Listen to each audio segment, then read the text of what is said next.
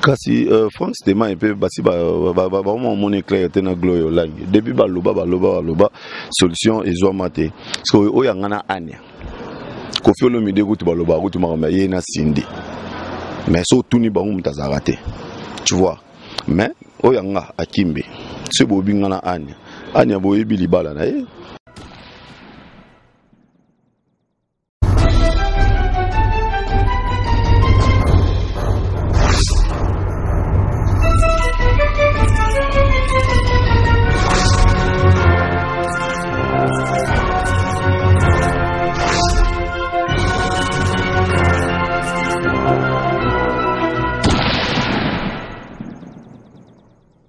Merci à toi, les boss de la nation, Pichu Manga, la grande dame, la magnifique.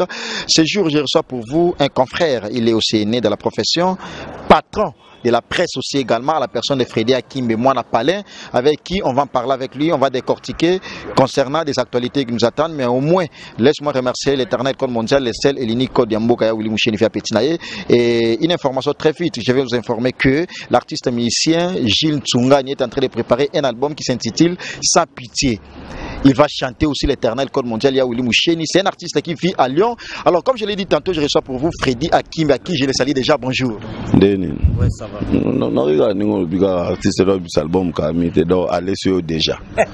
Merci beaucoup. Alors, Freddy Akimbe, moi, la palende, nous avons présenté tantôt. Clé Bois, partout dans le monde. De la nation, Tonton Banda, l'homme invisible. Pichum. Tonton Banda.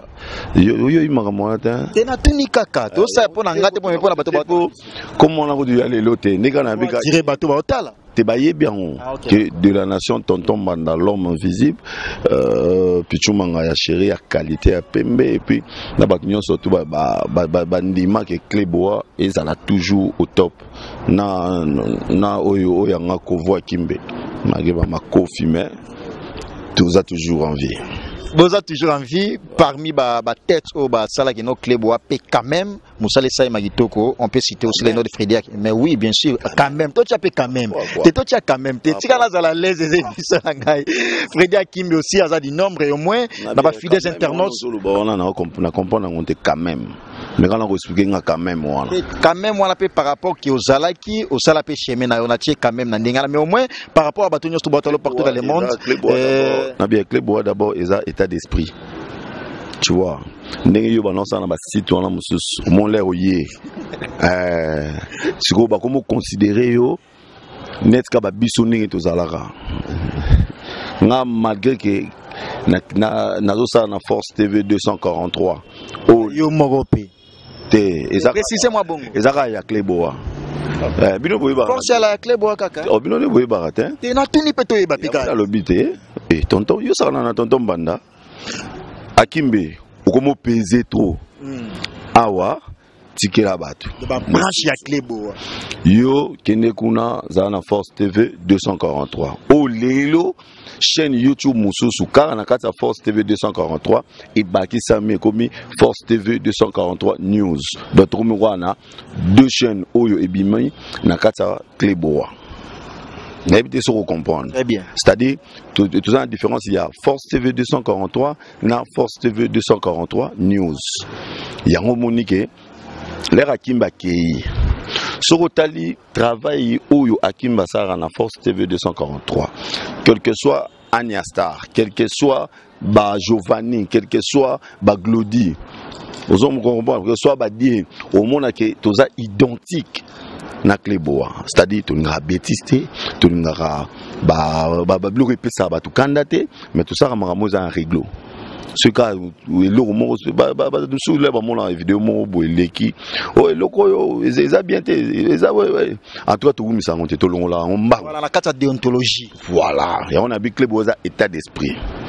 Merci Freddy Akimbe, mais au moins, nous tangi comme Anya Aza parmi les travailleurs nayo, Toro Belango Bongo, mais au moins, confrère mon père le Belaga Ngabi à mon collecte na Anya Star et alerta un peu moins bas na poté Bela parce que poser beaucoup de questions sur explicitement beaucoup plus que c'est la personne de Ken parce que c'est une émission sans polémique.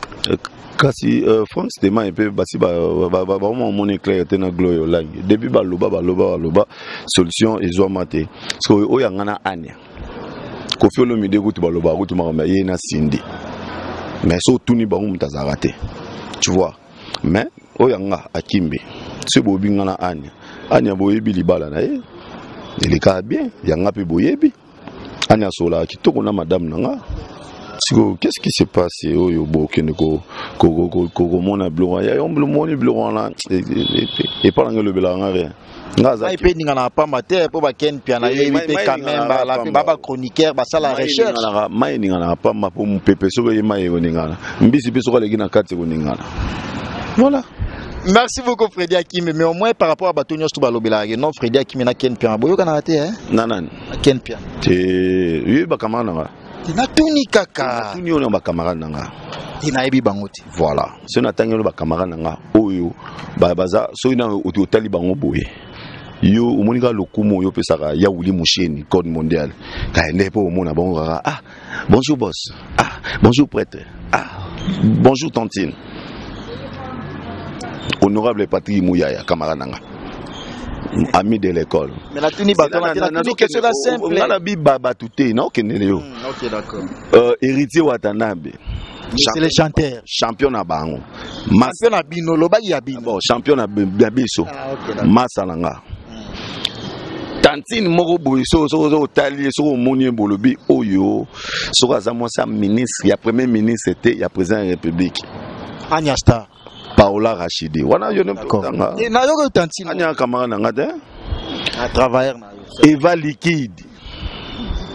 Chroniqueur à la tarolika tous les chroniqueurs. Eva Liquide Kasonga. Masananga. Yvon Tenda Igaenda, chef à Rotana. Rotana Hotel. Voilà, camarade nanga. Au moins, on pas ministre. Par rapport à ma confrère, candidat député, Alain Madilou. Camarade nanga. Alain Madilou. Question simple, ngana tuni boye. Na tuni pe boye, ça na très bonne relation na Ken Pian. Soki nazolo ba nomaka ba camarade nanga po bozoelanga. Camarade otangi. Solo ya yokate. Soki nazolo ba na bilo makamya ba camarade nanga. Eza par rapport pour comprendre et leur moquer pourquoi bozoelanga masolo o eza bidon boyero sangsango nangai. Siko baka ba camarade wana on atangi le wana. Baza belé. Kaba batite no bokoma wana ça brille entre Freddy Hakim ko ekle bo abakoma nous soupe na to mona to bebani nae nani wana bo bebana na na otanga nga comment il dit lo ma bebo bebani za mabete ngai sikoyo ngaba kamana ngaba benga Akimbe yaka kana kotana hôtel wana fin un restaurant qu'est-ce que tu vas manger on a lingi bo pepe ça est Laurent Perrault voilà oui bien champagne Akimbe à partir à lelo tolingi souté na ba émission o le kaka otanga comme batu et puis okina la makambo eza très bidon donc oloba asu ba bêtise on n'a pas manate to aussi to solo la kina mwasi na yokovo par rapport à makambo wana donc ko sala ngo souté parce que batu ngazaka na bango na lera na bango na melaka na bango to partager na bango makambo ebele ba pekisinga ba majara ba biloko wana parce que yo yela ngaba biloko wana Jacques Makamao to développant on te décortiquant au moins mais au moins na tunyo kaka so ça na ba très bonne relation na ba tout point très bonne relation na mutu nyonso tout mutu nyonso tout ngana to zo beba na deja ngana la problématique soki ba ba problème na on a ba Giovanni kuna est-ce qu'il faut ngai Akimbe dani un problème na Giovanni siko yangani yo soza na problème na Jolicia il y a des relations voilà. Merci beaucoup Maman Emeline Zemba ya tous pepele ambetelo merci beaucoup à toi Maman Emeline Zemba na Londres motema tous pepele ça dit Maman Kelimba wana miki wala moko ingo fuma na simano wana donc les kaka olobi nanga na meko benga bité nanga kana meka mère mais na moni kaka liputa ya mère liputa ngana bi oh moni liputa mère alati déjà liputa bi liputa nde na kangi Makelimba donc ça dit mère nazali ma de cœur na yo Merci beaucoup tous, il a pas si très longtemps en Yakin, maman Emeline Zemba, tous peuple embêté, le papa Yabana. Merci à toi Gilles Tsungani. Gilles Tsungani. Marquis le grand caméraman à la prise de vie, Herman Emporio, les coordonnateurs Clébois Kinshasa. Merci à toi encore une fois de plus, à toi de la nation, les boss, Pichumanga, la grande dame la plus belle. Merci beaucoup. Et les patriarches, Georges Dikouma, les patriarches, merci à toi. Et je remercie infiniment mon ami personnel, les jeunes présidents Dani Chandou en direct, Kalamite Ben Ngomba qui était dans ma belle, et tous à l'ensemble, et Kersi Maël, l'international, mon ami personnel. Alors, Freda Kim, c'était vraiment l'essentiel de l'actualité ensemble avec you. Pour qu'il y ait bouclé na you, avant dernière question, comment tu peux analyser la musique congolaise, ça évolue comment? Bon, nga comme la musique congolaise depuis tokomi un système à iTunes. J'ai banou que moi bien artiste un biso ba au mondia quand même. Tu vois, les bosso ne ba non liaté. Les bosso en tout cas ba sogoda wana matro.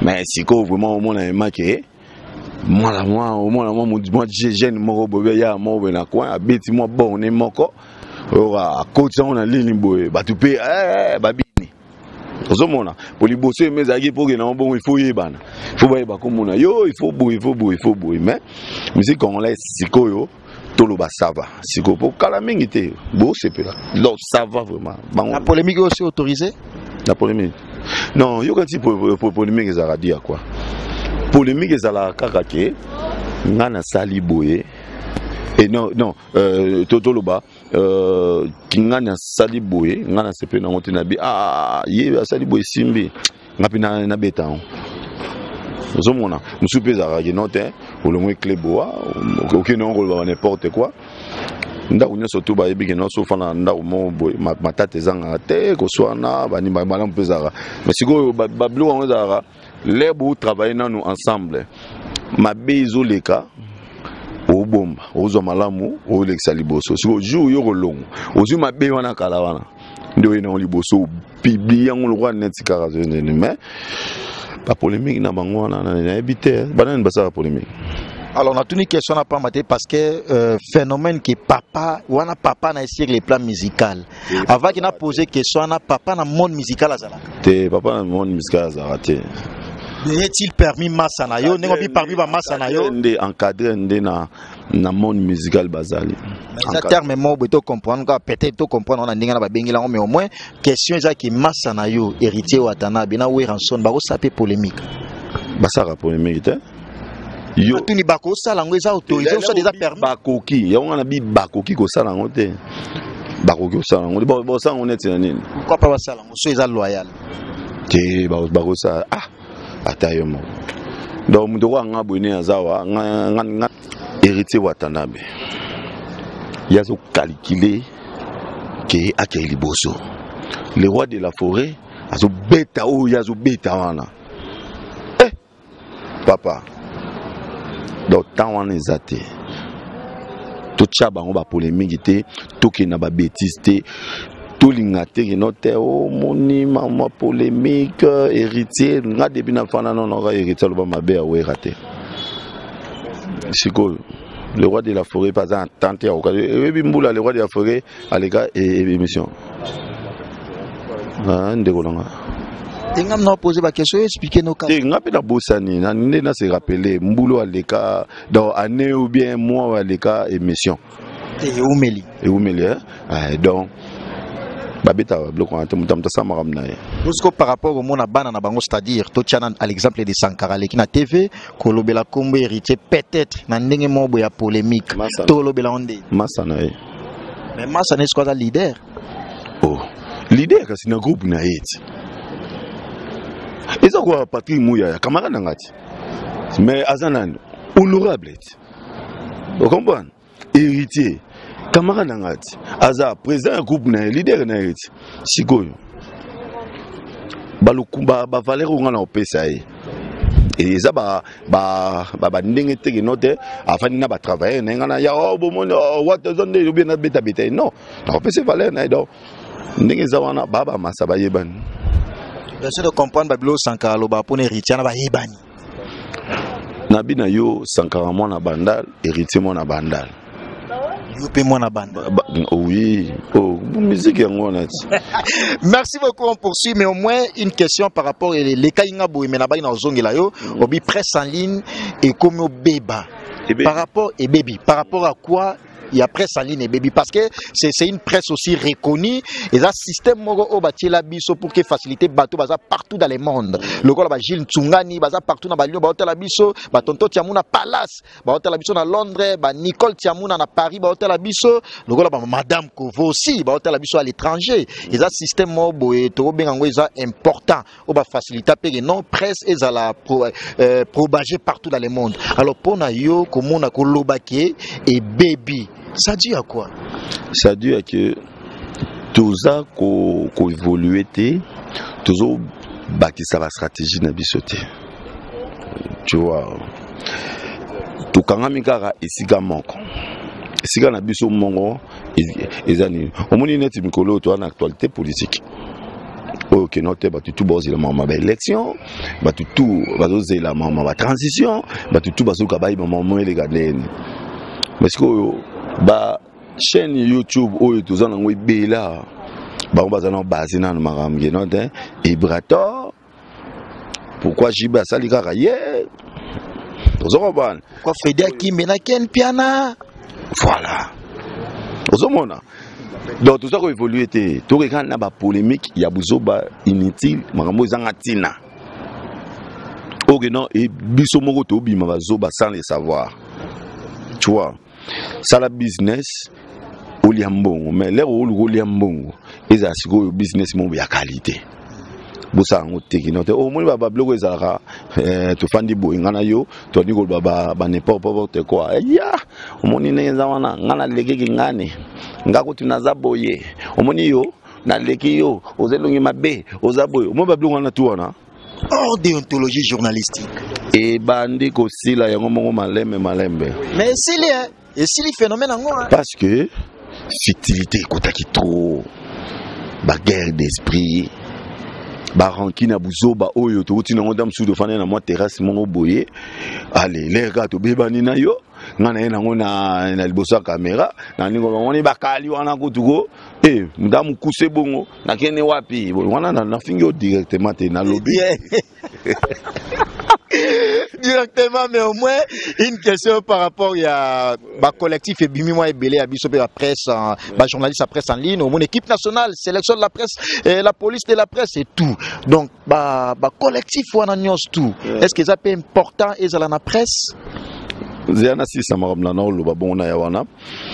Ngana yebi o finga inga datoleki non c'est ça. Na comme place est très important. D'accord. Oui, bien, arrêtez mon et autobima, calamité, tous vos problèmes. Oui, bien, yoga yang. Informé bateau bateau la biso. Tenga tout ni sogi yo kakian. Ils a concerné biso, bateau bateau la biso. Ils a concerné biso. Oui, ils sont concernés biso, mais tous sur beaucoup plus pour na bateau bateau la biso. Ngana yebi. Yo kakian. Ok, d'accord. Si vous arrêtez wana, n'a na bureau na ministère. C'est-à-dire ebele o batangate. Bayaka na baloyenge na zo mo ata mo sinanga na zo mo nanga na zo mo na quartier alo baka. C'est journaliste. Banine. Arrête-toi na sikoyo. Essayez. Tu vois, on a ça l'émission dans moi t-shirt kingo limbi o boye, o chemise boye, pantalon katana na lo balanga boye. Biloko wana tout. Essayez. Nga moni nga ngoma bete. C'est-à-dire ebele to zonga ba idoko ta ba ina to kene ba ifasiki. Toluka tout temps asiko to ba déontologie. Mais ngana préféré lo belango ebele bazo zonga. C'est yo posa na kati. Nanga na yo pe otangela journalisme. Ngana otangela. Nga tangela ngote, mais siko au moins eloko ko sauver nga yango wana. Na tangela yango te mais na ndenge na yebi déontologie. Tu vois, ils ont armé. Monsieur Beninga Zawana a une école d'armée, mais n'a joué la formation à respecter la loi. Il y a armée. Et puis,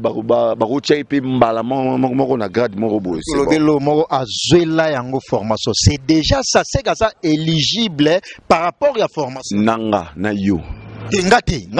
Yoka nanga na yo. To yebi na internet oyo.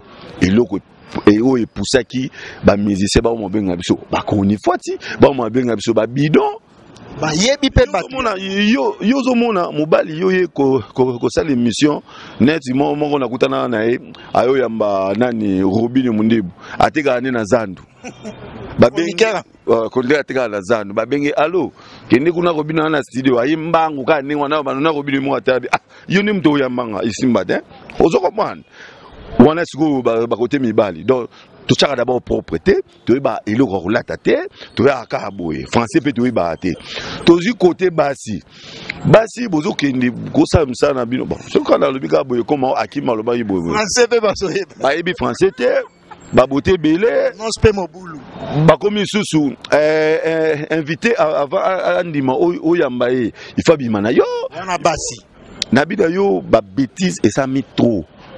Vous comprenez? La bêtise, ça mis trop d'internet. Dans le bien général, n'a comment moutouté? La bêtise, ça mis trop. Ok, non, t'es tout cas, t'as on la moukoussé. Moi, na tata, moi si, moi na veni, moi na noko, vanini, sogalo ba bien. Ah, tozuye, yaka. Yako sala. Mi bali vraiment bakoka, mate, soga yé. Atali kaka, nango rate, à lâcher nango. Mais basi, o kaka, yoso poussé, kende kaka. Bablo, tout est contact. Donc, il faut une photo lobela nande yango wana. Pour ngata arrêter, bino na butangi de mais ngana tangi arrêter. Mais au moins en préférence ensemble avec Batonios tout partout dans le monde, je vous les promets que je vais encore les recevoir pour que d'autres solango beaucoup plus d'avantages. C'est un sujet important parce que bateau peut batangi la musala yango mona. Ils ont tangi classe non normale des premiers primaires jusqu'à 6e des humanités au moni mutumo batanga même pas classe wana mais a sauté mamo botanga 6e et soit kama makasi. Alors togo pe ça va qualité na biso ba titre na bisoté il y a études na biso mais au moins bon comprenant yangoga par rapport à musala déontologie journalistique on fait la chronique musicale mais au moins tout ça la peu investigation et information mususu raison pour laquelle na yeti anganim na luki Freddy akime na bengie na landeti place azali c'est ça le rôle d'un journaliste. Merci beaucoup et misiona papa na biso fumutoto ebeti wa politicien azana misiona ye et puis notre sapé émission na conseiller en matière de communication donc conseiller à excellence sur la mer Mende was ministre de la communication et puis chef du gouvernement porte-parole au gouvernement parce que nous savons ce qu'on entretient à part wana nga vraiment donc né na zo kende siko boulot nanga c'est-à-dire na si makambo na loba na ngokala tam suna no sa mo ba formation ou bien na kota ki place mo boy pour réédiquer ya ko moninga ba bêtise na sango tenatikité mon ba bêtise donc ils ont là salité mo bezara na ndako ngana negijango mais na timeli keza salité parce qu'on a emballé ba salité wana bo sezo landa o kaka elanda nga yiti yo ibiti balo ba Freddy Kimbasila Freddy Kimbelibumunye Freddy Kimbeboye Freddy Kimbezoba Kizengi yo ibiti balo ba parce qu'on est balo ba bongo et pas dans ça ne chaud ne fois mais au moins personnellement et ça commentaire nena ya melio degré à éloquence quand même to chitenayo là de ma part aussi félicitations au moins mais Freddy Akime to chitenayo to silisanayo par rapport et à biso ba journaliste to zala beaucoup plus ba attaché de presse ya ba musicien oza par exemple attaché de presse héritier watanabe mais c'est les chanteurs on a besoin oyamba kabousi exemple oh non to ces émission au moins mamsou staff na ya te ya l'attaché de presse akuna c'est comme si vous attaché de presse à Moutou et bien ça peut aussi l'émission à ministère Moussous. Voilà si l'air to kuta ba ministère to tout na bango nene ti to banane ba kanate nanane yo bagi aux attachés ya kabose ngate te neko utuluba exemple pe saki ya héritier après que yamba kabose boy sigo il faut retourner d'abord kabose yo na héritier bowe la kanene yo ko la masse na bango peut-être isolé beta maroye bile pourquoi ngwana na ngai na ça nga partout ba balobaga o héritier na fabricas ça brillante héritier na fabricas mais ngana bango normal tu na tout oh wata pour ce qu'on est nene bowen ngana yeba makamota kitoko. Merci d'être clôturé. Et pas ya fa maestro côté kuna vraiment na habité makamona zolobana vraiment na bien côté. Voilà. Merci Nabino surtout, merci na Bayanga ou Bolinga Freddy Akimbe, ça dit na de cœur Nabino.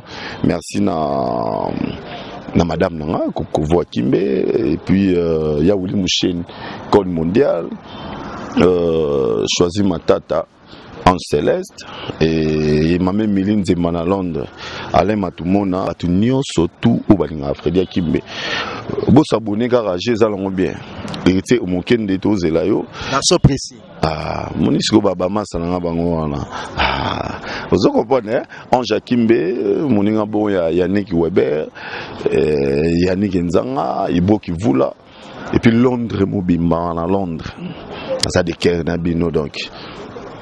Merci. Merci beaucoup, c'était un réel plaisir pour moi de les recevoir parce que c'est un confrère aussi, patron de la presse. Retrouvez mon prochain numéro avec le même plaisir, mais au moins je m'avais très vite remercié pour la dernière fois, encore une fois de plus, les patrons de la nation. Merci beaucoup. Et Pichu Manga, la plus belle, la grande dame, merci beaucoup à toi. Héritier Omokin des garçons précieux.